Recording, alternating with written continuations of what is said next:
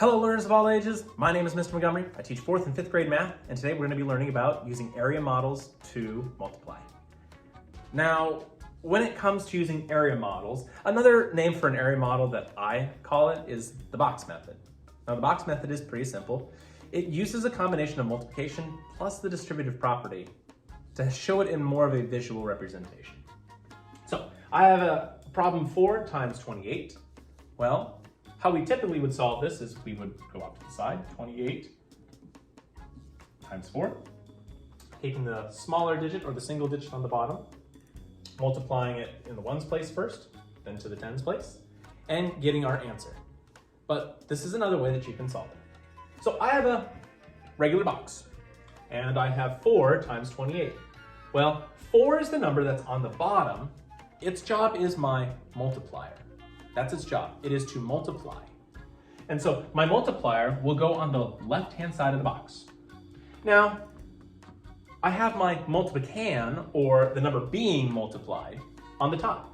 Now, I have a 2-digit number.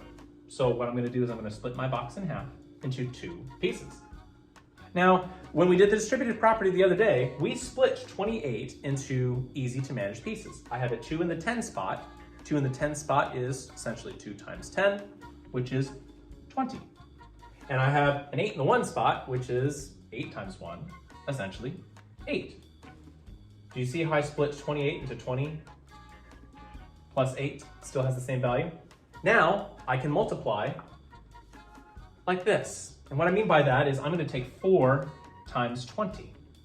Okay, well, there's 1 0 in my problem. I have 1 0 in my answer. 4 times 2 is 8. Now I'm going to go 4 times 8. Well, 4 times 8 is 32. Now, what do I do with these 2 pieces that I have completely separate? Do you think I'm going to add, subtract, multiply, or divide? I'm going to add them together, yeah, because I have the addition symbol right here. So now I have 80 plus 32. 0 plus 2 is 2. 8 plus 3 is 11. My answer should be 112. Just for me to check it, I'm going to be taking 4 times 8. It's 32. 4 times 2 is 8, plus 3, 9, 10, 11. I got the exact same answer doing it both ways. So let's take a look at one more problem. I have 5 times 44. Now again, if I write this out as a traditional style, I have 44 times 5. 5 is my multiplier. Its job is to multiply. Now, that means that my 5 is going to be on the left-hand side. Now, 44 is my multiplicand. It is the number that is being multiplied.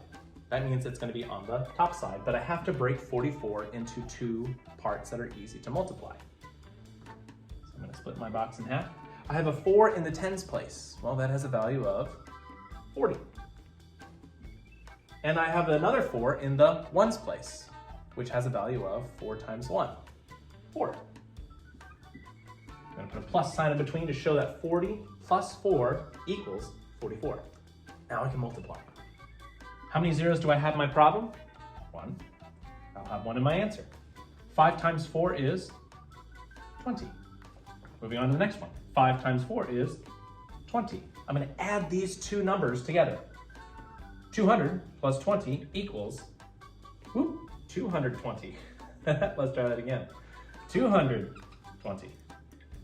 And if I want to double check using the traditional version of math, I can do that. 5 times 4 is 20. Carry my 2.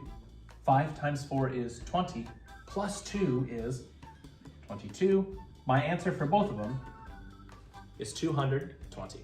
All right, 4th graders, if we take a look at our practice problems on page 67, we're going to be doing practice problems number 1 and 2.